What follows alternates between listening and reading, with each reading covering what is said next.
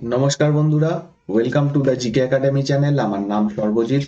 ভারতের ইতিহাসের class number 5-এ আমরা আলোচনা করব ষোড়শ মহাজনপদ এবং মগধের উত্থান সম্পর্কে। আমরা এর আগের দিন বৌদ্ধ ধর্ম এবং জৈন ধর্ম সম্পর্কে জেনেছি। তোমরা যদি আগের ক্লাসগুলো না দেখে থাকো, পরপর দেখতে থাকো। আমি এই ক্লাসগুলো মূলত West Bengal police, SI, SSC group C এবং গ্রুপ ডি, এছাড়াও অন্যান্য বিভিন্ন পরীক্ষাতে যেখানে জিকে থেকে খুব বেশি কোশ্চেন আসে না বা হিস্ট্রির আলাদা করে নাম্বার দেওয়া নেই, যে সমস্ত পরীক্ষাতে যে কত নাম্বারের সেখান থেকে কোশ্চেন আসবে, সেখানে ওভারঅল হিস্ট্রির একটা নলেজ দরকার। তো সেই জন্য আমি এই ক্লাসগুলো করছি খুব সহজভাবে এবং ওয়ান লাইনার পয়েন্ট হিসেবে।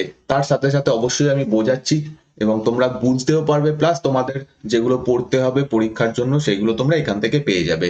তো তোমরা যদি আগের ক্লাসগুলো না দেখে থাকো তাহলে এই চ্যানেলের প্লেলিস্টে ভারতের ইতিহাস for West Bengal police SI বলে একটা প্লেলিস্ট পাবে, সেইখানে তোমরা এই ক্লাসগুলো দেখতে পারবে। অবশ্যই গিয়ে আগের ক্লাসগুলো দেখে নাও। আমি নিচে ডেসক্রিপশনে এই প্লেলিস্টটার লিঙ্কও দিয়ে দেবো, তোমরা সেখান থেকেও খুঁজে পেয়ে যাবে। আমি ইউটিউবে লাইভ ক্লাস নিচ্ছি মঙ্গলবার থেকে রবিবার সন্ধে 7টায়, এবং এই ক্লাসগুলোতে আমি চ্যাপ্টার ওয়াইজ এমসিকিউ প্র্যাকটিস করাচ্ছি। তোমরা বিভিন্ন পরীক্ষার জন্য প্র্যাকটিস করছো, যারা যারা প্রিপারেশন নিচ্ছ তাদের এমসিকিউ প্র্যাকটিস করার অবশ্যই প্রয়োজন রয়েছে। এবং আমি চ্যাপ্টার ধরে ধরে একটা চ্যাপ্টার থেকে ইজি টু মিডিয়াম বা ডিফিকাল্ট লেভেলের যেরকম কোশ্চেন আসতে পারে সব আলোচনা করছি। তো তোমরা এই ক্লাসগুলো অবশ্যই ইউটিউব লাইভ ক্লাসগুলোতে এসো মঙ্গলবার থেকে রবিবার সন্ধে 7টায়। আমরা আমাদের টপিক আজকে শুরু করব ষোড়শ মহাজনপদ এবং মগধের উত্থান। এইখানে যাওয়ার আগে আমি এর আগে যেগুলো ক্লাস করিয়ে এসেছি সেখান থেকে কিছু জিনিস তোমাদের একবার বুঝিয়ে দেবো ছোট করে, যাতে ষোড়শ মহাজনপদ ব্যাপারটা বুঝতে সুবিধা হয়। আমরা প্রথমে একটু পিছিয়ে যাব কোন সময়, পূর্ববর্তী বৈদিক যুগ বা যেটাকে ঋগ বৈদিক যুগ বলা হয়। ঋগ বৈদিক যুগে আমরা দেখেছিলাম যে সমাজের সব থেকে বড় ইউনিট, সব থেকে বড় একক ছিল জন। ওকে, জনের যিনি প্রধান হতেন তাকে রাজন বলা হতো। এইগুলো আমরা দেখে এসেছি। তো জন ছিল একটা মানে তখনকার সমাজের সব থেকে বড় ইউনিট। এরপরে কি হচ্ছে, এরপরে আসছে পরবর্তী বৈদিক যুগ। পরবর্তী বৈদিক যুগে যে চেঞ্জটা হচ্ছে সেটা হচ্ছে মানুষ অনেক বেশি এবার জটিল সমাজ ব্যবস্থার মধ্যে প্রবেশ করছে। যেখানে ঋগ বৈদিক যুগের মানুষের প্রধান জীবিকা ছিল পশুপালন, এখানে এসে পরবর্তী বৈদিক যুগের মানুষের জীবিকা হয়ে যাচ্ছে কৃষিকাজ। এবার কৃষিকাজের জন্য দরকার জমি, এবং যত কোনো একটা রাজ্যের কাছে যত বেশি জমি হবে তত বেশি তারা কৃষি কাজ করতে পারবে, এবং তখন মুদ্রার আবিষ্কার হয়ে গেছে। তো তত বেশি তারা মুদ্রা লাভ করবে এবং তত বেশি তারা বড় লোক হবে। এই জিনিসটার কনসেপ্ট যখনই আসছে তখন এই জনগুলো, যেগুলো ছোট ছোট জন ছিল, সেই জনগুলো একে অপরের সঙ্গে লড়াই করতে শুরু করে। স্বাভাবিকভাবে যে সমস্ত ছোট জনগুলো ছিল তারা বড় জনের সঙ্গে মার্জ হয়ে যায়, বড় জনগুলো দখল করে নেয়। তার ফলে একটা নতুন টার্ম আসে যেটাকে আমরা বলছি জনপদ। জনপদ। এর পরেও যদি আমরা আরো একটু সময় এগোতে থাকি, যে সময়টার কথা আজকে আমরা পড়বো মহাজনপদ কাল বলা হয়, অ্যাকচুয়ালি এটা পরবর্তী বৈদিক যুগেরই একটা অংশ। পরবর্তী বৈদিক যুগের মধ্যেই সমস্ত কিছু ঘটছে, কিন্তু যেহেতু এই সময় আরো একটু চেঞ্জ হচ্ছে সেই জন্য আমরা একটা আলাদা নাম দিচ্ছি এই সময়টাকে, সেটাকে বলছি মহাজনপদ কাল। মহাজনপদ কাল কেন বলছি, কারণ এই যে জনপদগুলো তৈরি হয়েছে একটা টাইমে, এই ছোট ছোট জনগুলো সব মিলে গিয়ে জনপদ তৈরি করেছে, বড় বড় বড় জনপদ তৈরি হয়েছে। এবার তারা দেখছে যে আমরা যদি একটা জনপদ যদি আরেকটা জনপদকে আক্রমণ করি এবং যদি দখল করে নিতে পারি, তাহলে আমরা আরো বড় জায়গা লাভ করতে পারবো এবং আমাদের কাছে কৃষি ভূমির পরিমাণ আরো বেশি বৃদ্ধি পেয়ে যাবে। এবং এইখানে এসে এই জনপদগুলো নিজেদের মধ্যে লড়াই করতে শুরু করে, এবং ছোট ছোট যে জনপদ ছিল, মানে অপেক্ষাকৃত যেটা দুর্বল জনপদ ছিল, সেইটা একে অপরের সঙ্গে মার্জ হয়ে এই নতুন টার্মটা তৈরি করে, যেটা হচ্ছে মহাজনপদ। মহাজনপদ। তো এইখান থেকেই দেখা যাচ্ছে যে ভারতে টোটাল 16টা মহাজনপদ তৈরি হচ্ছে। এই সময়টাকে আমরা বলছি মহাজনপদ কাল। এরপরেও আমরা দেখব যে মহাজনপদগুলো নিজেদের মধ্যে লড়াই করবে এবং আলটিমেটলি সমস্ত মহাজনপদই একত্রিত হয়ে যাবে, দিয়ে ফাইনালি মগধ বলে একটাই মহাজনপদ থেকে যাবে এবং তখন থেকে শুরু হবে মগধের উত্থান এবং এখানে কয়েকটা পরপর রাজবংশ রাজত্ব করবে। এই জিনিসটা আমরা আজকে বুঝবো। এবার আমরা দেখতে পাচ্ছি যে ঋগ বৈদিক যুগের মানুষ অনেক সহজ সরল ছিল, কিন্তু তার পরবর্তী যে সময়টা, সেই সময়তে সমাজ ব্যবস্থা এতটা কঠিন হয়ে পড়ছে, এতটা কমপ্লেক্স হয়ে পড়ছে। এর পিছনে কারণ কি? এর পিছনে মেন কারণ হচ্ছে লোহার আবিষ্কার। যখনই মানুষ লোহার আবিষ্কার করে ফেলে, এটা আমি আগেও বলেছি যে তাদের কাছে সমস্ত কিছুই অনেক বেশি শক্তিশালী হয়ে যায়, কৃষিকাজ অনেক বেশি উন্নতি হয়, তার যুদ্ধবিদ্যা অনেক বেশি উন্নতি হয়, তাছাড়া যে বন জঙ্গল ভরা জায়গাগুলো ছিল সেই বন জঙ্গল পরিষ্কার করে সেইগুলোকে ভূমি বানানো, এই সমস্ত কিছু বা বেশি করে হতে থাকে লোহার আবিষ্কারের ফলে, কারণ লোহা সব থেকে কঠিন ধাতু ছিল এবং সেই কারণে এই সমস্তগুলো হচ্ছে। আমরা আশা করছি যে তোমরা সবাই এই বেসিক জিনিসটা বুঝতে পারলে। এবার আমরা মহাজনপদে চলে যাব এবং এই মহাজনপদগুলোর নাম আমরা কোত্থেকে পাচ্ছি। অলরেডি আমরা বৌদ্ধ ধর্ম এবং জৈন ধর্মের উত্থান হয়ে গেছে, আমরা এগুলো আগের দিনের ক্লাসে দেখেছিলাম যে বৌদ্ধ ধর্ম এবং জৈন ধর্ম কোন সময়টা উত্থান হয়। তো সেই সময়তে অনেক বৌদ্ধ সাহিত্য, জৈন ধর্মগ্রন্থ, তাছাড়া ব্রাহ্মণ্য ধর্ম বা হিন্দু ধর্ম অলরেডি ছিল, হিন্দু ধর্ম বলাটা ভুল, ব্রাহ্মণ্য ধর্ম বা বৈদিক যে ধর্ম সেইটা ছিল, তো সেইটা তার উপর কিছু লেখা, এই সমস্ত থেকে আমরা পাচ্ছি। কিন্তু এই যে 16টাই মহাজনপদ ছিল তাদের একটা লিস্ট, তাদের একটা তালিকা আমরা পাচ্ছি একটা বৌদ্ধ সাহিত্য থেকে, যার নাম হচ্ছে অঙ্গুত্তর নিকায়া। এখান থেকে 16টা মহান রাজ্য বা মহাজনপদের নাম পাচ্ছি এবং জনপদ গঠনের, এটা মহাজনপদ গঠনের প্রধান কারণ ছিল হচ্ছে কৃষি এবং সামরিক কাজে লোহার সরঞ্জাম ব্যবহার। যেটা বললাম, লোহার সরঞ্জামের ফলে সমস্ত কিছু ক্ষেত্রে উন্নতি হয়। একটা টাইমে দেখা যাচ্ছে যে 16টা মহাজনপদ ছিল, যেরকম 16টা মহাজনপদ যেমন বললাম যে নিজেদের মধ্যে আবার তারা লড়াই করছে এবং একটা টাইমে গিয়ে খ্রিস্টপূর্ব 6ষ্ঠ শতাব্দীতে গিয়ে দেখা যাচ্ছে মাত্র 4টে মহাজনপদ অবশিষ্ট থাকছে, বাকি মহাজনপদগুলো একে অপরের সঙ্গে মার্জ হতে শুরু করে। তো সেই 4টে হচ্ছে বৎস, অবন্তী, মগধ এবং কুশল। তারপরেও আরো পরে দেখা যাবে যে এই 4টেও নিজেদের মধ্যে মার্জ হয়ে আলটিমেটলি এই মগধ বলে যে মহাজনপদটা সেটাই থেকে যাবে এবং বাকি সমস্ত কিছু আর পাওয়া যাবে না। তো এইভাবে মগধের উত্থান হয়। নেক্সট এখানে তোমরা যে ম্যাপটা দেখতে পাচ্ছ সেখানে দেখানো হয়েছে যে 16টা মহাজনপদ কোথায় ছিল। এই ম্যাপটা ইম্পর্টেন্ট, অন্তত ছবি আমাদের সামনে যদি থাকে চোখের সামনে, সেটা মুখস্থ করার, শুধু মুখস্থ করতে হয় না, কিছু জিনিস ছবির মাধ্যমে হয়ে যায়। যেমন আমি সেই কারণে এই ম্যাপগুলো ইউজ করি।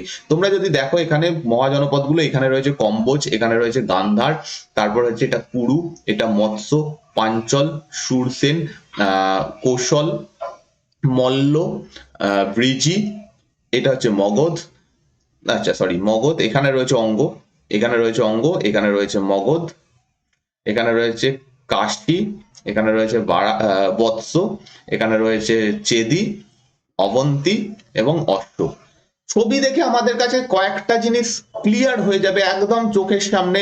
সেটা হচ্ছে পশ্চিম দিকে এই ভারতের মূল ভূখণ্ডের বাইরে যে মহাজনপদগুলো ছিল সেটা হচ্ছে কম্বোজ এবং গান্ধার, এরকম কোশ্চেন আসে।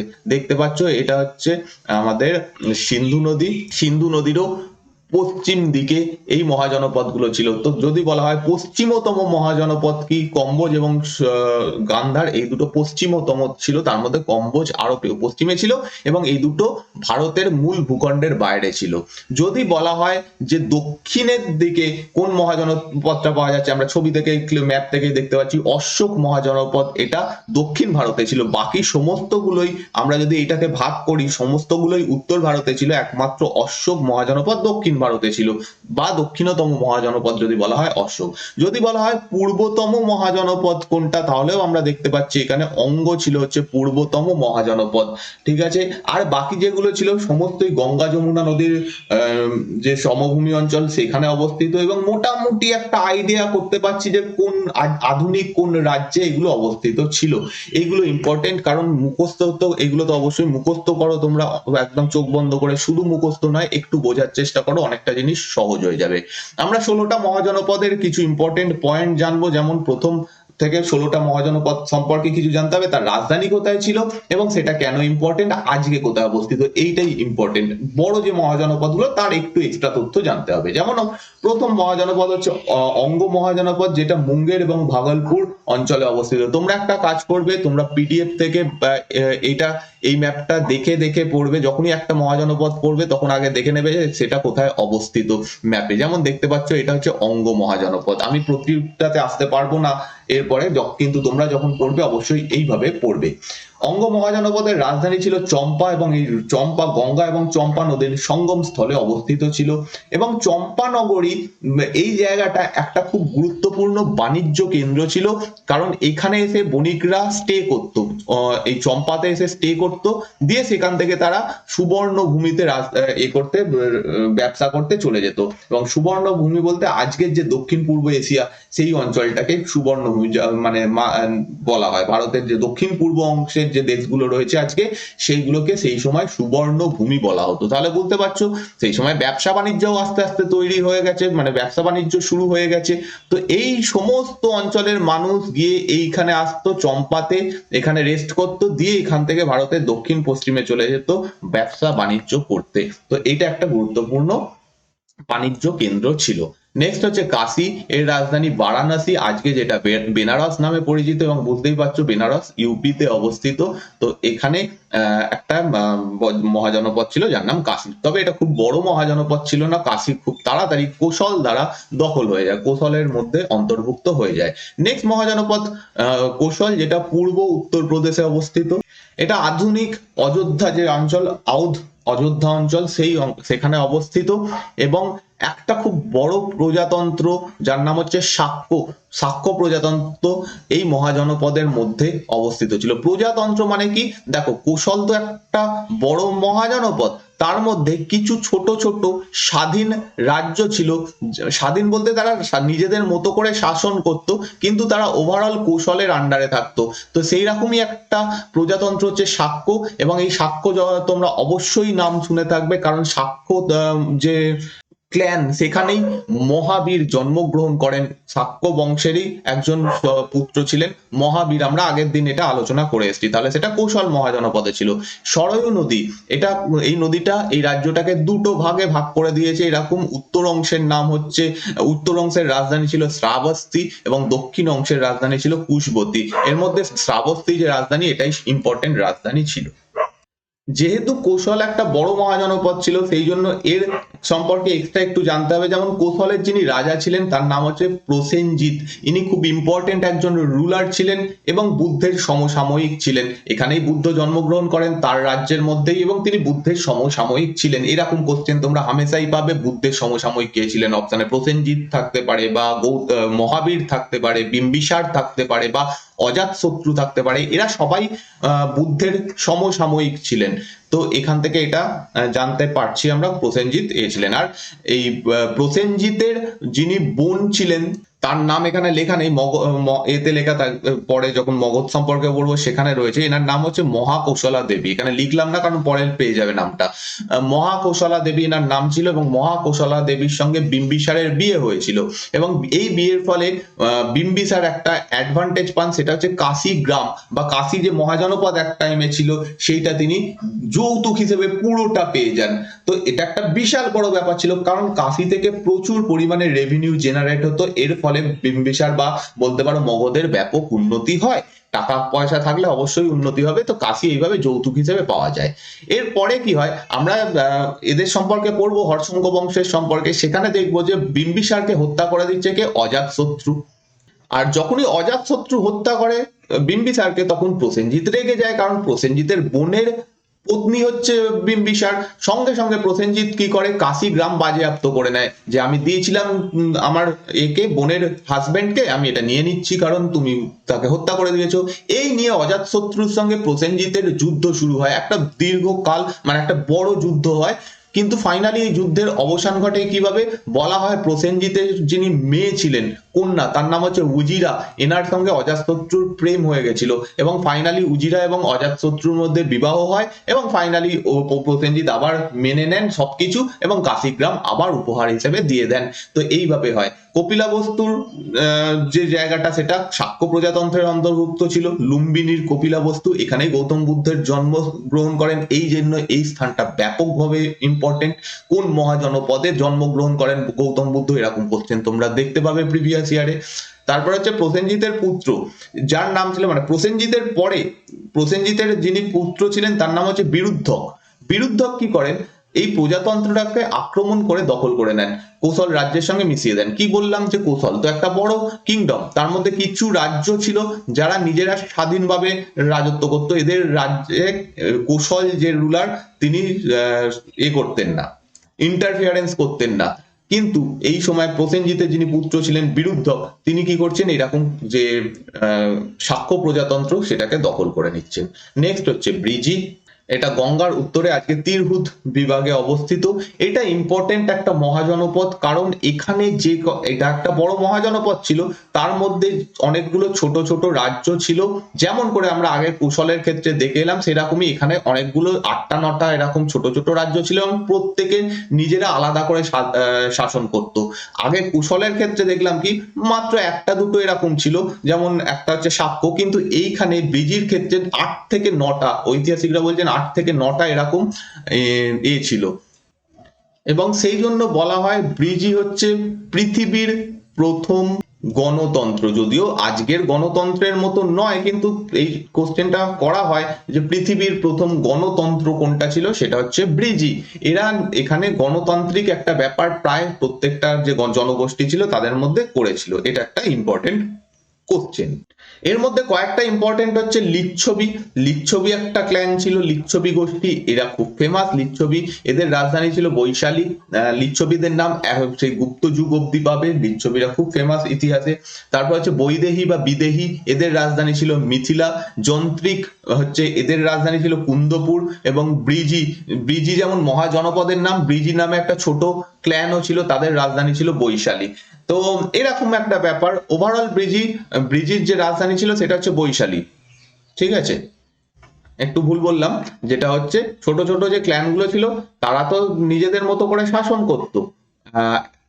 ফাইনালি যে বড় যে মহাজনপদটা যেটার নাম হচ্ছে ব্রিজি, এই ব্রিজি মহাজনপদের রাজধানী ছিল বৈশালী। এটা একটা ব্যাপার, যদি কোনো সময় কোশ্চেন করা হয় ব্রিজির রাজধানী কোনটা, সেটা হচ্ছে বৈশালী। আচ্ছা, এবার এখান থেকে একটা ইম্পর্টেন্ট ক্ল্যান হচ্ছে যান্ত্রিক, এটার নাম অবশ্যই শুনেছো, যান্ত্রিক বা জ্ঞান্ত্রিক। এই যে ক্ল্যানটা, এখানে মহাবীর জন্মগ্রহণ করেন, এই ক্ল্যানেরই একজন পুত্র ছিলেন মহাবীর। তো সেটার জন্য এটা ইম্পর্টেন্ট। এখানকার একজন রাজা ছিলেন যার নাম চেতক। চেতক, চেতক ফেমাস কেন, কারণ এর সঙ্গে দুজন বিখ্যাত ব্যক্তির সম্পর্ক রয়েছে। চেতকের যিনি বোন ছিলেন তার নাম ত্রিশলা, এবং ত্রিশলা ভেরি ভেরি ফেমাস। কেন, মহাবীরের মা ছিলেন ত্রিশলা, তো চেতকের বোন ছিলেন অ্যাকচুয়ালি ত্রিশলা, যিনি মহাবীরের মা। আবার চেতকের যিনি কন্যা ছিলেন তার নাম চেল্লানা, এবং এই চেল্লানা বা চেলনার সঙ্গে বিম্বিসারের বিয়ে হয়। বিম্বিসারের অ্যাকচুয়ালি 3টে বিবাহ হয়, তার মধ্যে একজন হচ্ছেন এই চেল্লানা। তারপর মহাবীর ছিলেন জ্ঞান্ত্রিক বংশের একজন পুত্র। অজাতশত্রু পরবর্তীকালে এসে এই পুরো ব্রিজি অংশটা দখল করে নেন, যতগুলো রয়েছে গোষ্ঠী রয়েছে বা ক্ল্যান রয়েছে সবাইকে দখল করে নেন। নেক্সট হচ্ছে মল্ল। মল্লের 2টো রাজধানী ছিল, কুশীনগর এবং পাভা। এই দুটো নামও ইম্পর্টেন্ট, আমরা অলরেডি এই দুটোর নাম পেয়ে গেছি। কুশীনগরে গৌতম বুদ্ধ মারা যান এবং পাভাপুরীতে মহাবীর মারা যান। তো এই দুটো কারণে এটা ইম্পর্টেন্ট, দুটো রাজধানী ছিল মল্লের। অজাতশত্রুর সময় এইটাও মল্ল জায়গাটাও মগধের সঙ্গে অ্যাড হয়ে যায়, দখল হয়ে যায়। চেতি বা চেদি, এটা মধ্য ভারতের বুন্দেলখণ্ড অংশে অবস্থিত, রাজধানী ছিল শুক্তিমতি, বা এই জায়গাটা শুক্তিমতির আরেকটা নাম ছিল হচ্ছে সেত্তিবতী নগর। এবং এটা খুব ইম্পর্টেন্ট মহাজনপদ ছিল না। শিশুপাল এখানকার রাজা ছিলেন, একজন রাজার নাম শিশুপাল পাওয়া যায়, এবং শিশুপালের নাম কৃষ্ণের সঙ্গে সম্পর্কিত। শিশুপাল বধ তোমরা অবশ্যই শুনেছো, তো কৃষ্ণের সঙ্গে ইনি সম্পর্কিত ছিলেন, ব্যাস।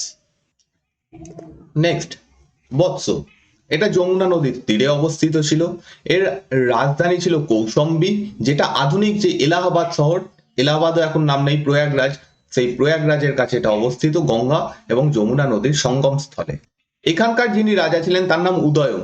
আচ্ছা, আরেকজন রাজা পাবে হর্ষঙ্ক বংশে, তার নাম আর এনার নাম প্রায় সমান, কিন্তু গুলিয়ে ফেলবে না, তার নাম উদয়ীন। উদয়ীন এর সম্পর্কে আমরা একটু পরে পড়ছি। তিনি ছিলেন উদয়ীন, কিন্তু ইনি হচ্ছেন উদয়ন। এই উদয়ন খুব ফেমাস একজন রুলার, কারণ 3টে নাটক এনার নামে রচিত হয়েছে। 3টে নাটকের হিরো তিনি। একটা হচ্ছে মহাকবি ভাসের স্বপ্ন বাসবদত্তা, এবং হর্ষবর্ধনের লেখা 2টো নাটক প্রিয়দর্শিকা এবং রত্নাবলী। এই 3টে নাটকেরই হিরো রাজা উদয়ন, যিনি বৎস মহাজনপদের রুলার ছিলেন। অবন্তীর একজন রাজা ছিলেন যার নাম প্রদ্যুৎ। এই প্রদ্যুতের যিনি কন্যা ছিলেন তার নাম হচ্ছে বাসবদত্তা। তার সঙ্গে উদয়নের প্রেম কাহিনী নিয়ে এই 3টেরই মেন যে ফোকাস এইটা নিয়ে, এই ব্যাপারটা নিয়ে। তো উদয়নের সঙ্গে বাসবদত্তার বিবাহ এবং কিভাবে প্রেম ইত্যাদির যে বর্ণনা, সেটা পুরোপুরি এই স্বপ্ন বাসবদত্তার থেকে পাওয়া যায়। এবং বাসবদত্তা হচ্ছেন প্রদ্যুতের কন্যা। এই প্রদ্যুৎ সম্পর্কে আমরা জানবো একটু পরে। ইনি অবন্তীর রাজা ছিলেন। তো এইভাবে এই জন্য বৎস রাজা ইম্পর্টেন্ট। নেক্সট হচ্ছে অবন্তী, যার রুলার ছিলেন প্রদ্যুৎ। কিন্তু ইনি এতটাই উগ্র ছিলেন এবং এতটাই অ্যাগ্রেসিভ ছিলেন, প্রচুর বড় সৈন্যবাহিনী ছিল, তাই জন্য এনাকে চন্ডপ্রদ্যুৎ বলা হতো। পুরো নাম হচ্ছে চন্ডপ্রদ্যুৎ মহাসেন। এনার কন্যা হচ্ছে বাসবদত্তা, যার সঙ্গে বিয়ে হচ্ছে উদয়নের। এবং এই বিবাহের ফলে অ্যাকচুয়ালি লাভ হচ্ছে দুজনেরই। প্রদ্যুৎ একটা শক্তিশালী অবন্তী কিংডম তৈরি করতে পারছেন, এবং ওইদিকে এরও বৎস বংশেরও লাভ হচ্ছে। এরকম একটা ব্যাপার হচ্ছে। তো এই নামটা ইম্পর্টেন্ট, প্রদ্যুৎ। এবং এই জায়গাটা অবন্তী আধুনিক মালব প্রদেশের কিছুটা অংশ নিয়ে অবস্থিত। এই যে অবন্তী কিংডম, তার মাঝখান দিয়ে যাচ্ছে হচ্ছে বেত্রাবতী নদী, এবং বেত্রাবতী নদী 2টো ভাগে ভাগ করে দিচ্ছে। উত্তর অবন্তীর রাজধানী হচ্ছে উজ্জয়ন বা উজ্জয়িনী, এবং দক্ষিণ অবন্তীর রাজধানী ছিল হচ্ছে মহিষ্মতি। তো চন্ডপ্রদ্যুতের সঙ্গে আবার বিম্বিসারেরও ভালো সম্পর্ক হবে, আমরা একটু পরে সেটা দেখছি। নেক্সট হচ্ছে কুরু। কুরু এটা ইউপিতে, আজকের পশ্চিম উত্তরপ্রদেশে অবস্থিত। কুরু মহাজনপদ সম্পর্কে ইম্পর্টেন্ট বলতে, এটা এর রাজধানী ছিল ইন্দ্রপ্রস্থ। এবং মহাভারতে এই কুরু মহাজনপদেরই 2টো বংশ, একটা হচ্ছে পাণ্ডব এবং কৌরব, আর একটা হচ্ছে কৌরব, এদের দুজনের মধ্যে যে লড়াই, সেটা নিয়েই অ্যাকচুয়ালি মহাভারত রচিত। তো এই এই যে মহাজনপদ অ্যাকচুয়ালি রিয়েল। এখানকার যে এরা ছিল, যে পাণ্ডব কৌরবদের কথা বলা হয়, সেটা যে অরিজিনাল, সেটা আমরা এই এভিডেন্স থেকে পাই। কুরু বলে একটা মহাজনপদ সেই সময় ছিল। নেক্সট হচ্ছে পাঞ্চল। এটা পশ্চিম উত্তরপ্রদেশে অবস্থিত। এখানে গঙ্গা নদী এই রাজ্যকে 2টো ভাগে ভাগ করেছে। উত্তর অংশের নাম হচ্ছে আহিচ্ছত্র, এবং দক্ষিণ অংশের উত্তর অংশের রাজধানী হচ্ছে আহিচ্ছত্র, এবং দক্ষিণ অংশের রাজধানী হচ্ছে কাম্পল্ল বা কাম্পিল্ল। এটা এই 2টো রাজধানী ছিল পাঞ্চলের। এগুলো ছোট ছোট মহাজনপদ, খুব বেশি জানতে হবে না এর সম্পর্কে। মৎস্য, এটা রাজস্থান অঞ্চলে অবস্থিত ছিল। রাজস্থানের জয়পুর, আলওয়ার, ভরতপুর এই সমস্ত অঞ্চল নিয়ে মৎস্য মহাজনপদ অবস্থিত ছিল, এবং এর রাজধানী ছিল বিরাটনগর, যেটা আজকে বৈরাট নামে পরিচিত। এই বংশের এই মহাজনপদের প্রতিষ্ঠাতা রাজা ছিলেন হচ্ছে বিরাট। নেক্সট হচ্ছে সুরসেন। এটা হচ্ছে রাজধানী হচ্ছে মথুরা, এবং মথুরা যমুনা নদীর তীরে অবস্থিত একটা অংশ। মথুরা আজকে ফেমাস একটা তীর্থস্থান। তো সেইখানে সুরসেন মহাজনপদ অবস্থিত ছিল। এবং এখানকার যিনি রাজা ছিলেন তার নাম হচ্ছে অবন্তিপুর। এই অবন্তিপুর গৌতম বুদ্ধের শিষ্য ছিলেন। এর নামটা অতবার ইম্পর্টেন্ট নয়, কোশ্চেন করা হয় না। যাদের নাম বললাম তাদেরটা ইম্পর্টেন্ট। বিম্বিসার, অজাতশত্রু, প্রসেনজিৎ, এরা সমসাময়িক ছিলেন বুদ্ধের। আবার এই অবন্তিপুরও শিষ্য ছিলেন। নেক্সট হচ্ছে গান্ধার। এটা আজকের পেশোয়ার, রাওয়ালপিন্ডি এই সমস্ত অঞ্চলে পড়ছে। মানে আধুনিক আফগানিস্তানের কিছুটা অংশ, পাকিস্তানের কিছুটা অংশ নিয়ে এটা গান্ধার মহাজনপদ অবস্থিত ছিল। এবং এখানের রাজধানী ছিল তক্ষশিলা। তক্ষশিলা, এখানে জায়গাটার ইম্পর্টেন্স হচ্ছে, এখানে একটা ইউনিভার্সিটি ছিল, বিশ্ববিদ্যালয় ছিল। নালন্দা বিশ্ববিদ্যালয়ে আজ থেকে এই সময় থেকে, এখনকার কথা যে সময়ের আলোচনা করছি তার থেকে বহু বহু বছর পরে তৈরি হবে। তক্ষশিলা বিশ্ববিদ্যালয় তার অনেক আগে তৈরি হয়ে যায়। এই যে মহাজনপদ কাল চলছে, এই সময়তেই তক্ষশিলা বলে একটা বিশ্ববিদ্যালয় ছিল। ঠিক আছে, এখানে পড়ানো হতো, তখনও এখানে পড়ানো হতো, সেই জন্য বলা হচ্ছে বাণিজ্য এবং শিক্ষার কেন্দ্র। ঠিক আছে। তারপরে বহু বহু বছর পরে এই তক্ষশিলা বিশ্ববিদ্যালয় আলটিমেটলি ধ্বংস হয়ে যায় একটা টাইমে এসে। সেই সময়তে গিয়ে নালন্দা যখন গুপ্ত যুগে উত্থান লাভ করতে শুরু করে। তো যদি বলা হয় পৃথিবীর প্রাচীনতম বিশ্ববিদ্যালয় কোনটা, সেটা অবশ্যই তক্ষশিলা। এবং যদি চারটে অপশনের মধ্যে বলা হয় কোনটা পুরনো, নালন্দা, বিক্রমশিলা, তক্ষশিলা, তার মধ্যে অবশ্যই বুঝতে পারছো তক্ষশিলা অনেক পুরনো ছিল। এই জায়গাটা এতক্ষণ অব্দি আমরা দেখছি যে ভারতের মধ্যে যে মহাজনপদগুলো ছিল সেইগুলোকে মূলত মগধ দখল করে ফাইনালি মগধ একটা বড় কিংডমে পরিণত হয়। কিন্তু গান্ধার দখল করে নিচ্ছে পারসিকরা। গ্রিক এবং পারসিক আক্রমণও আমরা পড়বো। তখন দেখবো যে দারিয়াস বা দারায়ুস বলে একজন আক্রমণ করেছিলেন। দারায়ুসের একটা শিলালিপি পাওয়া গেছে যেটার নাম হচ্ছে বেহিস্তুন শিলালিপি। এখান থেকে উল্লেখ করা হয়েছে যে দারায়ুস তিনি এই গান্ধার অঞ্চলটা দখল করে নিয়েছিলেন, তার সাম্রাজ্যভুক্ত করেছিলেন। তো এইগুলো আমরা এখান থেকে জানতে পারছি। নেক্সট হচ্ছে কম্বোজ, এটা কাশ্মীর অঞ্চলে পড়ছে। কাশ্মীর বলতে যে কাশ্মীরটা পাকিস্তান দখল করে রেখেছে সেই জায়গাতে, আর পাকিস্তানের উত্তর পশ্চিম সীমান্ত প্রদেশ এই রকম জায়গায় একটু আফগানিস্তান নিয়ে কম্বোজ অবস্থিত ছিল। এর রাজধানী ছিল হচ্ছে পুঞ্চা। নেক্সট হচ্ছে অশোক, এটা দক্ষিণ ভারতের একমাত্র মহাজনপদ, গোদাবরী এবং মঞ্জিরা নদীর মাঝে অবস্থিত। ভেরি ভেরি ইম্পর্টেন্ট, এরকম কোশ্চেন করা হয় কোন নদীর তীরে অবস্থিত মহাজনপদ, গোদাবরী এবং মঞ্জিরা নদীর মাঝে, মূলত গোদাবরী নদীর তীরে, এটা অপশানে খুব বেশি করা হয়।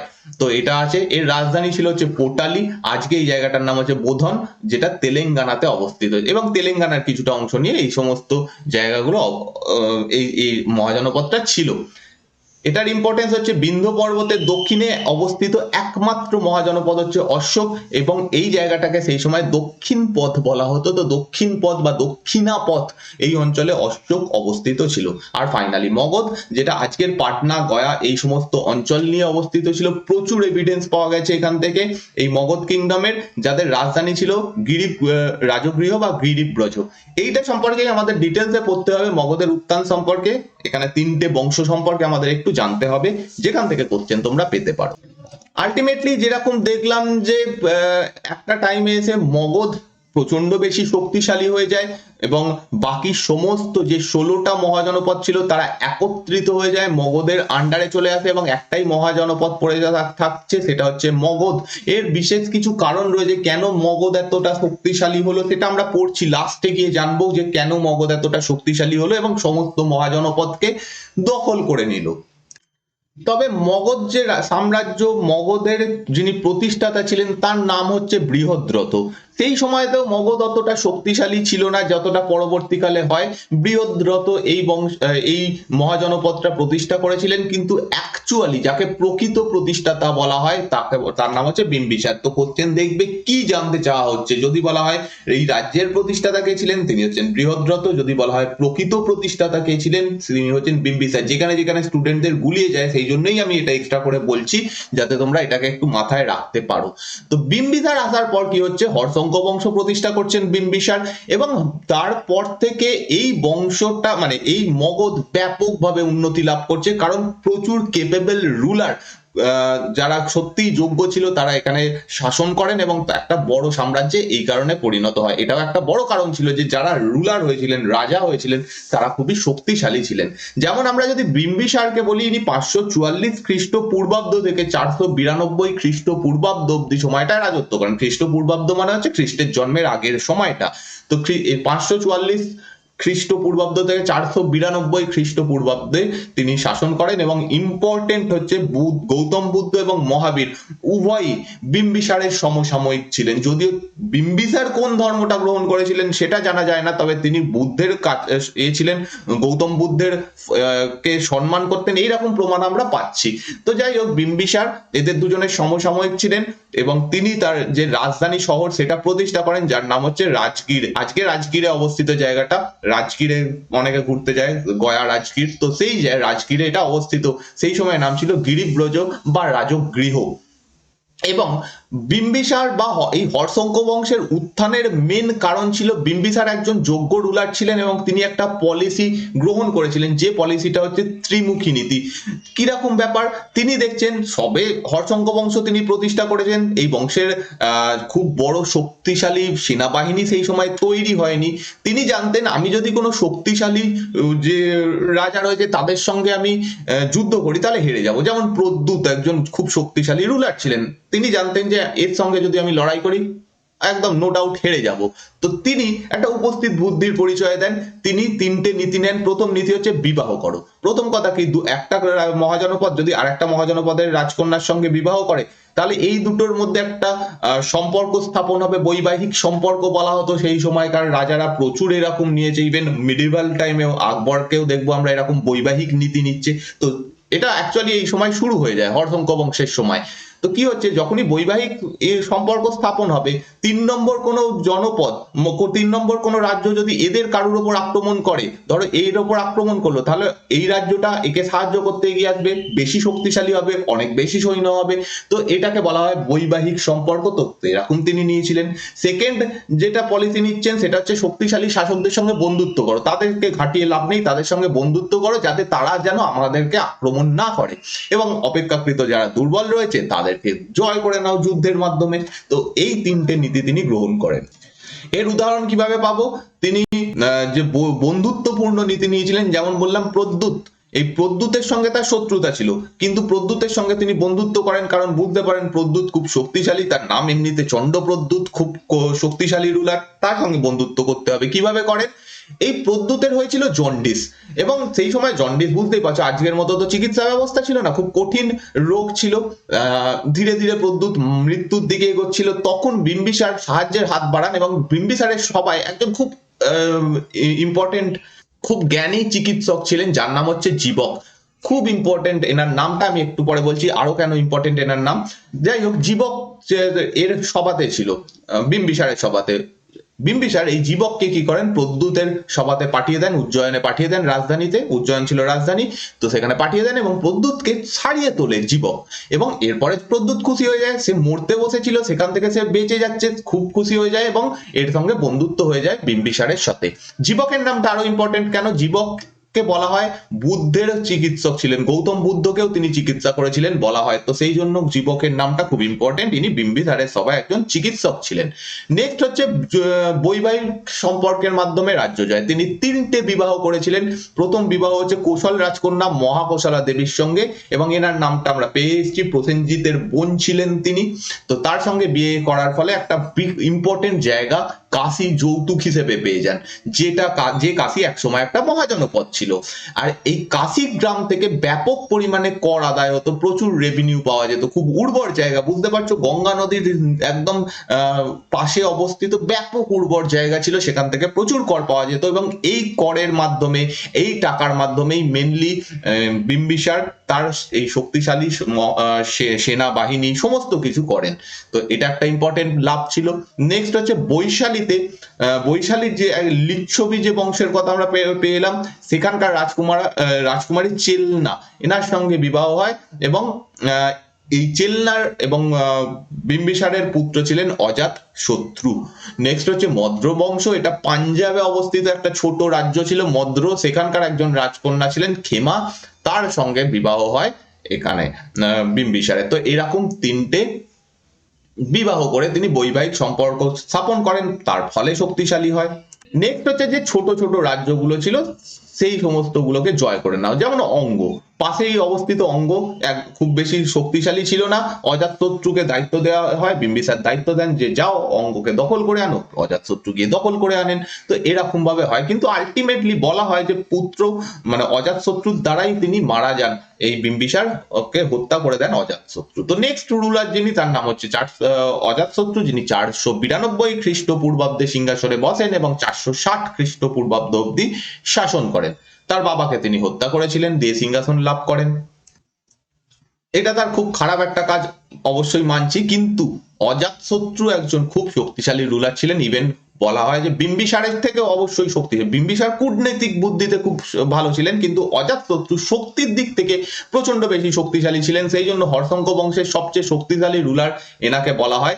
এবং ইনি কোনো বৈবাহিক সম্পর্ক বা কারুর সঙ্গে বন্ধুত্ব এই সমস্ত নীতি, বাবার নীতি নেননি। সোজা যাও, বিজয় লাভ করো, বিজয় করো, জয় লাভ করো, এটাই তার নীতি ছিল। এবং সেইভাবে তিনি প্রচুর জায়গা দখল করেন, যেমন কৌশল তিনি দখল করেন, বৈশালী তিনি দখল করেন। বৈশালী 16 বছরের একটা যুদ্ধ হয়েছিল, তারপর তিনি জয় করেন, কিন্তু ছেড়ে দেননি। 16 বছর ধরে যুদ্ধ করেছেন, ফাইনালি জিতেও যান, এরকম তিনি করেন। এবং এছাড়াও অনেক জয়লাভ তিনি করেন। এবং এর আরো একটা মানে হেল্প হয়, বা বলতে পারো এই সময় সামরিক শক্তিতে অজাতশত্রু প্রচন্ড বেশি শক্তিশালী হয়ে যায়, কারণ তার কাছে দুটো বিখ্যাত অস্ত্র ছিল, যেটা আর কারোর কাছে ছিল না। একটা হচ্ছে মহাশিলা কণ্টক, আর একটা হচ্ছে রথম সুল বা রথম সালাও বলা হয়। ব্যাপারটা কি, মহাশিলা কণ্টক হচ্ছে ওয়ান টাইপ অফ প্রাচীন কামানের মতো বলতে পারো, এরকম করে করা হতো। এগুলো পুরোনো সিনেমাতে তোমরা মানে ঐতিহাসিক সিনেমাতে দেখতে পাবে। এরকম একটা চামচের মতো জিনিস বড়, তাতে বড় বড় পাথর রাখা হতো এবং এরকম করে টানা হতো, এটাকে মেশিনের একটা মেশিন টাইপের ব্যবহার হতো, মানে তখন আবিষ্কার হয়েছিল। এবার দিয়ে এটাকে ছেড়ে দেওয়া হতো, এই দড়িটা ছেড়ে দেওয়া হতো এবং এটা এরকম ভাবে কামানের মতো গোলার মতো গিয়ে পড়তো। তখনকার দিনে কারোর কাছে এরকম অস্ত্র ছিল না, এর ফলে তিনি বড় বড় যুদ্ধ জয়লাভ করেন। এবং রথম সোল যে ব্যাপারটা, এটাও দেখেছো তোমরা সিনেমাতে, বাহুবলী বা এরকম সিনেমাতে। তো এখানে তার যে রথটা থাকতো, সেই রথের আগে তিনি একটা এরকম জিনিস বেঁধে দিতেন, যেটা চক্রের মতো ঘুরতো, সামনে যে সৈন্য আসবে পুরো কেটে ছিন্ন ভিন্ন হয়ে যেত। তো এইরকম একটা অস্ত্র তিনি আবিষ্কার করেছিলেন, মানে তার সময় আবিষ্কার হয়েছিল। এই দুটোর সুবিধা পান। বৌদ্ধ ধর্ম গ্রহণ করেনি, একজন বৌদ্ধিস্ট হন ফাইনালি পরবর্তী সময়, এবং প্রথম বৌদ্ধ পরিষদ মহাসভার আহ্বান করেন, এটা আমরা দেখেছি। নেক্সট হচ্ছে উদয়ীন, যেটা বললাম উদয়ন বলে যিনি ছিলেন তিনি আলাদা, ইনি হচ্ছেন উদয়ীন। এই উদয়ীন পাটলিপুত্র শহরটা তৈরি করেন, এটাই তার সব থেকে ইম্পর্টেন্ট কাজ, পাটলিপুত্র শহর। এবং এই পাটলিপুত্র বহুদিন অব্দি সমস্ত রাজনৈতিক ক্ষমতার কেন্দ্রবিন্দু হবে, যতক্ষণ না নতুন আর একটা শহর তৈরি হবে। হর্ষবর্ধনের সময় গিয়ে কনৌজ যখন তৈরি হবে, তখন এই সেন্টার অফ পাওয়ারটা চলে যাবে কনৌজে, কিন্তু সেটা বহু কাল পরে, অনেক পরের কথা বলছি। কিন্তু ততদিন অবধি এই পাটলিপুত্র ছিল একদম সমস্ত ক্ষমতার কেন্দ্রবিন্দু, এবং সবাই চাইতো এই পাটলিপুত্র জায়গাটাকে দখল করার এবং শক্তিশালী নিজেকে প্রমাণিত করার। তো পাটলিপুত্র শহর তিনি তৈরি করেন, এখনো পর্যন্ত রাজধানী স্থানান্তরিত হয়নি। তো এই জায়গাটা তিনি তৈরি করেন শহরটা, এবং এটা গঙ্গা এবং সোন নদীর সঙ্গম স্থলে অবস্থিত ছিল। এবং এনার মৃত্যুর পর হর্ষঙ্ক বংশ দুর্বল হতে শুরু করে, এবং একটা টাইমে গিয়ে লাস্ট রুলার যিনি ছিলেন নাগ দশক, তাকে হত্যা করে দেন শিশুনাগ, দিয়ে শিশুনাগ বংশের প্রতিষ্ঠা করবেন। তো নাগ দশক ছিলেন এই বংশের শেষ রুলার। তোমরা এখানে যে জায়গাটা মার্ক করা দেখতে পাচ্ছ, এটা হর্ষঙ্ক বংশের সময় মগধের ছিল, বাউন্ডারি ছিল, এতটা বড় জায়গা মগধ দখল করে, মানে হর্ষঙ্ক বংশের আন্ডারে দখল হয়। নেক্সট আসছে শিশুনাগ বংশ, যারা 413 থেকে ওভারঅল সবাই দুজনই রুলার, 413 থেকে 345 খ্রিস্টপূর্বাব্দ অব্দি রাজত্ব করে। এবং এই বংশের প্রতিষ্ঠাতা শিশুনাগ, যিনি নাগ দশককে হত্যা করে রাজা হন। এবং যাতে এবং এইরকম হত্যা করে রাজা হয়েছেন, তার ফলে বিদ্রোহ হতে পারে, নতুন একটা রাজবংশ প্রতিষ্ঠা হয়েছে, সেই সমস্ত কারণে মানুষ বিদ্রোহ করতে পারে, সেই জন্য কয়েক দিনের জন্য তিনি বৈশালীতে, মানে অস্থায়ীভাবে অল্প টাইমের জন্য বৈশালীতে রাজধানী স্থানান্তরিত করেন। এবং ইনি একটা জায়গা দখল করেন, সেটা হচ্ছে অবন্তী এই সময় মগধের সঙ্গে অ্যাড হয়ে যায়। নেক্সট শেষ রুলার হচ্ছে কালাশক, ইনি শিশুনাগের, অ্যাকচুয়ালি শেষ রুলার নয়, শিশুনাগের পরে কয়েকজন রুলার ছিলেন বটে, কিন্তু তাদের সম্পর্কে জানা যায় না, খুব অল্প টাইম। দেখতেই পাচ্ছ 413 থেকে 345 খ্রিস্টপূর্বাব্দ, মোটামুটি 55-56 বছর এরা রাজত্ব করেছে, খুব বেশি দিন নয়। যাই হোক, কালাশক ইনি কাকবর্ণ নামেও পরিচিত ছিলেন, এবং পুরাণ অনুযায়ী এই নামটা দেওয়া হচ্ছে কাকবর্ণ, এটা পুরাণে লেখা রয়েছে। এনার সব থেকে ইম্পর্টেন্ট কাজ, যে কাজটা তিনি করেছিলেন, সেটা হচ্ছে বৈশালীতে দ্বিতীয় বৌদ্ধ পরিষদ বা মহাসভা আহ্বান তিনি করেছিলেন। আর একটা জিনিস, তিনি বৈশালী থেকে পাটলিপুত্রের রাজধানী স্থানান্তরিত করেন, এবং এই সময় থেকে পাটলিপুত্র রাজধানী থাকে। নেক্সট হচ্ছে নন্দ বংশের প্রতিষ্ঠাতা, অর্থাৎ মহাপদ্মনন্দ, তিনি কালাশককে হত্যা করেন এবং দিয়ে নন্দ বংশ প্রতিষ্ঠা করেন। এই নন্দ বংশ বা মহাপদ্মনন্দ বলতে পারো খুব ইম্পর্টেন্ট। মগধের যে সমস্ত রুলারদের কথা এতক্ষণ অব্দি পড়লাম, তাদের মধ্যে সব থেকে ইম্পর্টেন্ট রুলার মহাপদ্মনন্দ, কারণ নন্দ বংশের সময় ব্যাপক বিস্তার ঘটে মগধের এই পুরো অংশটা মহাপদ্মনন্দের সময় মগধ কিংডম ছিল। বুঝতে পারছো এবার কত বড়, সেই সময়ের ভিত্তিতে এত বড় সাম্রাজ্য কেউ প্রতিষ্ঠা করেনি, ফার্স্ট টাইম নন্দ বংশের আন্ডারে মহাপদ্মনন্দ তৈরি করছেন। আর এই বংশটাকে বলা হয় অক্ষত্রিয়, ভারতের প্রথম অক্ষত্রিয় রাজবংশ, কারণ এই নন্দরা ক্ষত্রিয় ছিল না বলে মনে করা হয়। কোনো কোনো জায়গাতে বলা হচ্ছে যে তারা শূদ্র ছিল, আবার কোনো কোনো জায়গাতে বলা হচ্ছে না অন্তত ক্ষত্রিয় ছিল না, বৈশ্য হতে পারে, শূদ্র কিনা তার জানা নেই, কিন্তু কিছু একটা, যাই হোক এরকম অক্ষত্রিয় বংশ। পালি গ্রন্থে, পালি গ্রন্থ বলতে যেগুলো বৌদ্ধিস্ট গ্রন্থ, বৌদ্ধ ধর্মের গ্রন্থ, সেগুলো পালি ভাষায় লেখা হতো। তো পালি গ্রন্থে তাকে উগ্রসেন বলা হয়েছে, কারণ তার একটা বিশাল বড় সেনাবাহিনী ছিল, এই জন্য তার নাম ছিল উগ্রসেন। ব্রাহ্মণ্য গ্রন্থ অনুযায়ী এখানে বলা হচ্ছে তিনি নিম্ন বর্ণের ছিলেন বা অক্ষত্রিয় ছিলেন। তার মধ্যে পার্টিকুলারলি পুরাণ বলছে যে ইনি একজন শূদ্র মহিলার দ্বারা জন্মগ্রহণ করেন এবং শিশুনাগ বংশের একজন রাজা ছিলেন, যার নাম সেখানে লেখা নেই, কিন্তু শিশুনাগ বংশের অনেকে বলেন যিনি কালাশক ছিলেন তারই, কিন্তু এটা কোনো প্রমাণ নেই। যাই হোক, শিশুনাগ বংশের একজন রাজার পুত্র ছিলেন এবং সেই রাজার মানে বৈধ পুত্র নয়, সেরকম একজন শূদ্র মহিলার পুত্র ছিলেন। যাই হোক, নেক্সট হচ্ছে এনাকে বলা হয় ভারতের প্রথম সাম্রাজ্য নির্মাতা, first empire builder of India, কারণ এত বড় সাম্রাজ্য ফার্স্ট টাইম তৈরি হচ্ছে, এত বড় সাম্রাজ্য এর আগে কেউ তৈরি করেনি। এবং এরপর থেকেই যখন মৌর্যরা আসবে তারা আরো বড় সাম্রাজ্য তৈরি করে। তো এই সাম্রাজ্য গঠনের যে সূত্রপাত সেটা মহাপদ্মনন্দের মাধ্যমে শুরু হয়, সেই জন্য এনাকে বলা হয় প্রথম সাম্রাজ্য নির্মাতা। ইনি একরাট উপাধি নিয়েছিলেন। একরাট মানে হচ্ছে, একরাট শব্দটা অ্যাকচুয়াল অর্থ হচ্ছে যিনি সমস্ত জায়গা দখল করে নিয়েছেন। অ্যাকচুয়ালি তিনি তাই করেছিলেন, একটা বিশাল বড় সাম্রাজ্য তৈরি করে একরাট উপাধি নিয়েছিলেন। এবং সর্বক্ষত্রান্তক উপাধি নিয়েছিলেন। সর্বক্ষত্রান্তক মানে যিনি সমস্ত ক্ষত্রিয়দেরকে নির্মূল করেছেন বা হত্যা করেছেন, তাকে বলা হচ্ছে সর্বক্ষত্রান্তক। তো তিনি এই উপাধিটা নিয়েছিলেন কারণ এতজন ক্ষত্রিয় রাজাকে তিনি সরিয়ে দিয়ে এত বড় সাম্রাজ্য তৈরি করেছিলেন। ওকে, নেক্সট হচ্ছে কলিঙ্গ জয়। এনার সময় ফার্স্ট টাইম কলিঙ্গ এই জায়গাতে অবস্থিত হবে। কলিঙ্গ, কলিঙ্গ কি হচ্ছে মগধের সঙ্গে অন্তর্ভুক্ত হয়। এবং কলিঙ্গ যে জয় হয়েছিল মগধের দ্বারা সেটা খারভেল লিখছেন। খারভেল পরবর্তীকালে একটা শিলালিপি, আমরা এটা সম্পর্কে পড়বো পরে, হাতিগুম্ফা শিলালিপি। এই শিলালিপিতে দেখা যাচ্ছে লেখা রয়েছে যে নন্দরা এক টাইমে কলিঙ্গ জয় করেছিল। তারপরে কলিঙ্গ আবার স্বাধীন হয়ে যাবে কার সময়? মৌর্য বংশের একজন রুলার যার নাম হচ্ছে চন্দ্রগুপ্ত মৌর্য, তার সময় গিয়ে আবার কলিঙ্গ স্বাধীন হয়ে যাবে। আবার কলিঙ্গ দখল হবে কখন? অশোকের সময়। তোমরা জানো অশোকের সময় কলিঙ্গ যুদ্ধ হয়, সেই সময় আবার কলিঙ্গ চলে আসবে মগধের আন্ডারে। আবার অশোকের পরে এটা স্বাধীন হয়ে যাবে, সেখানে এই চেদি বংশ রাজত্ব করবে যার একজন রুলার ছিলেন খারভেল। তো এরকম আমরা পরে এগুলো সম্পর্কে পড়বো। লাস্ট রুলার হচ্ছেন ধননন্দ, নন্দ বংশের শেষ শাসক ছিলেন। এবং আলেকজান্ডার এই সময় ভারত আক্রমণ করেছিল। এর পরের ক্লাসে আমরা আলেকজান্ডার সম্পর্কে জানবো। আলেকজান্ডার এই সময় ভারতে আক্রমণ করেছিল, কিন্তু তিনি বলা হয় যে আলেকজান্ডারের যারা সৈন্য ছিল তারা পূর্ব দিকে আর বেশি অগ্রসর হতে চায়নি, কারণ ধননন্দেরও একটা বড় সৈন্যবাহিনী ছিল। অলরেডি মহাপদ্মনন্দ সেই সৈন্যবাহিনী তৈরি করে গেছিলেন, ধননন্দের কাছেও ছিল সেই সৈন্যবাহিনীর কথা জেনে, এত বড় সাম্রাজ্যের কথা জেনে আলেকজান্ডারের সৈন্যরা পূর্ব দিকে অগ্রসর হতে চাননি। তো এইরকম একটা ব্যাপার। তো এরকম কোশ্চেন করা হয়। আলেকজান্ডার যখন রাজত্ব আক্রমণ করেন তখন মগধের শাসক কে ছিলেন? তিনি হচ্ছেন ধননন্দ। তবে এই ধননন্দ খুব পপুলার রুলার ছিলেন না।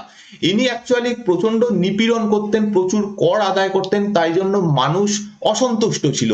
এবং সেই অসন্তুষ্টতার সুযোগ নেন দুজন ব্যক্তি, একজনের নাম চন্দ্রগুপ্ত মৌর্য আর একজনের নাম কৌটিল্য। এখানে একটা গল্প রয়েছে যেটা আমরা মৌর্য সাম্রাজ্যের সময় যখন পড়বো তখন কৌটিল্যর এই গল্পটাও তোমাদের বলবো। তো কৌটিল্য সাহায্য নিয়ে চন্দ্রগুপ্ত মৌর্য কি করেন? এই ধননন্দকে হত্যা করে দেন এবং ফাইনালি দ্য গ্রেট মৌর্য সাম্রাজ্যের প্রতিষ্ঠা হয় ভারতের মাটিতে বা মগধের মাটিতে। তো সেইভাবে আমরা যাব পর পর পড়তে পড়তে এই সময় আজকের ক্লাসে এই অবধি আমাদের জানা ছিল। এবার ব্যাপারটা হচ্ছে মগধ হঠাৎ করে মগধই কেন এত উন্নতি লাভ করলো, বাকি মহাজনপদ গুলো কেন সেটা করতে পারলো না? কিছু তো কারণ রয়েছে, অবশ্যই ভালো ভালো রুলাররা ছিল, তাদের ভালো কূটনৈতিক বুদ্ধি ছিল, সব ঠিক আছে। সেই সমস্ত কিছু এক জায়গায় মগধ অনেকগুলো আরো সুবিধা পেয়েছিল, যেমন হচ্ছে ভৌগোলিক অবস্থান। এদের যে দুটো রাজধানী ছিল, এক নম্বর প্রথমে রাজধানী ছিল রাজগীর বা মানে যেটা রাজগৃহ বা গিরিব্রজ নামে পরিচিত। তো সেই জায়গাটায় প্রচুর লৌহ আকরিক পাওয়া যেত, মানে লৌহ আকরিক বলতে লোহার খনি, লোহার খনি রয়েছে। এবার ব্যাপারটা হচ্ছে কি, সেই সময় যুগ কি চলছে, লৌহ যুগ। যার কাছে যত বেশি লোহা সে তত শক্তিশালী, সে তত বেশি হাতিয়ার বানাতে পারবে, সে তত বেশি লাঙল কৃষির জিনিসপত্র বানাতে পারবে, তার তত প্রফিট হবে, বা সে সৈন্যবাহিনী মানে তার সৈন্যবাহিনী বা তার যুদ্ধে সে তত বেশি অ্যাডভান্টেজ পাবে, কারণ তার কাছে লোহার হাতিয়ার বেশি। তো মগধের এইটা একটা বড় অ্যাডভান্টেজ ছিল। অন্যদেরকে কি হতো, লোহা আনতে হতো অন্যান্য জায়গা থেকে, দিয়ে অস্ত্র তৈরি করতে হতো। মগধকে সেটা করতে হতো না, নিজেদের খনি থেকে নিজেরা লোহা তুলতো আর দিয়ে হাতিয়ার বানাতো। এটা একটা কারণ। নেক্সট হচ্ছে এদের যে দুটো রাজধানী আমরা দেখতে পাচ্ছি, মোটামুটি রাজগীর মানে রাজগৃহ, পরে রাজধানী হয় পাটলিপুত্র। দুটো জায়গায় অদ্ভুত একটা জিওগ্রাফিক্যাল লোকেশন পেয়েছিল। রাজগীর যে জায়গাটা তোমরা আজও গেলে দেখতে পাবে যে চারিদিকে এটা পাহাড় দ্বারা বেষ্টিত। আর সেই সময়তে যাতায়াত ব্যবস্থা এত উন্নত ছিল না, পথঘাট এত উন্নত ছিল না যে একটা পাহাড় ডিঙিয়ে গিয়ে তারপরে রাজধানীতে আক্রমণ করবে। তাই জন্য রাজধানী অঞ্চলটা সব সময় সিকিউর থাকতো, এবং যারা শত্রু ছিল তারা রাজধানী অব্দি কোনোদিন পৌঁছতেই পারতো না। তো রাজগীরের এটা সুবিধা ছিল। পাটলিপুত্র যদি দেখি, গঙ্গা এবং সোন ঘরঘরা নদীর দ্বারা এটা পরিবেষ্টিত ছিল। মানে এরকম যদি রাজধানী হয়, একদিকে গঙ্গা নদী যাচ্ছে, একদিকে সোন নদী যাচ্ছে, একদিকে ঘরঘরা নদী যাচ্ছে, মাঝখানে পাটলিপুত্র। তার ফলে কি হচ্ছে, সেই সময় ব্রিজ ছিল না বা বড় কিছু ছিল না, জাহাজ তো সেরকম বড় ছিল না যে এরকম সৈন্যবাহিনী নিয়ে এত বড় নদী পার করে তারা যুদ্ধ করতে আসবে। তার অনেক অ্যাডভান্টেজ এরা পেয়ে যেত। তো এই জিনিসটাকে ঐতিহাসিকরা বলছেন জলদুর্গ, যে 3 দিক দিয়ে নদী দ্বারা ঘেরা। তো সেই রকম একটা ব্যাপার ছিল পাটলিপুত্র। আর মগধের আরো একটা ইম্পর্টেন্স, এরা যুদ্ধক্ষেত্রে ব্যাপক উন্নতি করে। প্রথম কথা আমরা অজাতশত্রুর ক্ষেত্রে দেখলাম 2 রকমের নতুন যন্ত্র। মগধের রুলাররা ফার্স্ট হাতির ব্যবহার করে। এবং যদি বলা হয় যে কে করেছিলেন, বিম্বিসার প্রথম যুদ্ধে হাতির ব্যবহার করেন, যেটা কোনোদিন সেই বাকি যে মহাজনপদ তারা করেইনি, তারা জানতোই না যে হাতিকেও বস মানিয়ে তাকে যুদ্ধে কাজে লাগানো যেতে পারে। আর বুঝতে পারছো সেই সময় হাতি একটা বিশাল বড় ব্যাপার ছিল। একটা হাতির যদি পায়ের নিচে সৈন্যরা পড়তো, কত লোক মারা যাবে। এইরকম করে হাতির ব্যবহার, এইরকম একটা বড় অ্যাডভান্টেজ পেয়ে যায় মগধ। তো সেই কারণে তারা উন্নতি করে। এইগুলো বেশ কিছু কারণ যার কারণে এরা উন্নতি করে। তো আজকের ক্লাস এই অবধি শেষ হচ্ছে। যদি তোমাদের ভালো লাগে, একটাই রিকোয়েস্ট করবো, প্লিজ লাইক এবং শেয়ার একটু করো। চ্যানেলটা তোমার আমরা সবাই মিলে বড় করতে পারি। আমি আমার 100% দেবো, কিন্তু তোমরা যদি একটু প্রমোট করো, সবার কাছে একটু শেয়ার করো, যে গ্রুপ বা ফেসবুক গ্রুপ, বিভিন্ন গ্রুপে একটু শেয়ার করো, তাহলে এই চ্যানেলটা বড় করতে পারবো আমরা, এবং আমরা আরো ভালোভাবে অনেক কিছু করতে পারি। প্লিজ একটু শেয়ার করো, এবং লাইকটা অবশ্যই মোটিভেশনের জন্য। তোমরা যত লাইক বা ভালো ভালো কমেন্ট করো, সেগুলো দেখেই আমার পরের ক্লাস বানানোর উৎসাহ অনেক বেশি বেড়ে যায়। সো থ্যাংক ইউ তার জন্য। আরো ভালো ভালো কমেন্ট তোমরা জানিও, যে তোমরা কেমন লাগছে অন্তত সেটা জানো। যদি খারাপ লাগে বা কিছু অসুবিধা হয় সেটাও জানাতে পারো। এরম নয় যে বলছি যে সমস্ত কিছুই ভালো বলতে হবে, এরম নয়। আর যদি তোমরা নতুন হও, প্লিজ সাবস্ক্রাইব করে নাও। সাবস্ক্রাইব করা ফ্রি, কিন্তু এই চ্যানেলের সঙ্গে তোমরা যুক্ত থাকতে পারবে। এখনো অনেক স্টুডেন্ট তোমরা সাবস্ক্রাইব করোনি, প্লিজ সাবস্ক্রাইব করে নাও এবং ভিডিওগুলো দেখতে থাকো পরপর। তোমরা এই ক্লাসের পিডিএফ পেয়ে যাবে টেলিগ্রাম চ্যানেলে, নিচে ডেসক্রিপশনে চ্যানেলের লিংক দেওয়া রয়েছে, বা Facebook page, Telegram group, Instagram, প্রত্যেকটা লিংক দেওয়া রয়েছে। তোমরা নিচে গিয়ে ডেসক্রিপশন থেকে ফলো করতে পারো। এখানে পেয়ে যাবে পিডিএফ, এবং যদি কোনো কথা বা মেসেজ করার থাকে বা কিছু বলার থাকে, তোমরা এখানে আমাকে মেসেজ করতে পারো। প্রত্যেকটা লিংক দেওয়া রয়েছে। তো আজকের ক্লাস এখানেই শেষ করছি। দেখা হচ্ছে নেক্সট দিনের ক্লাসে।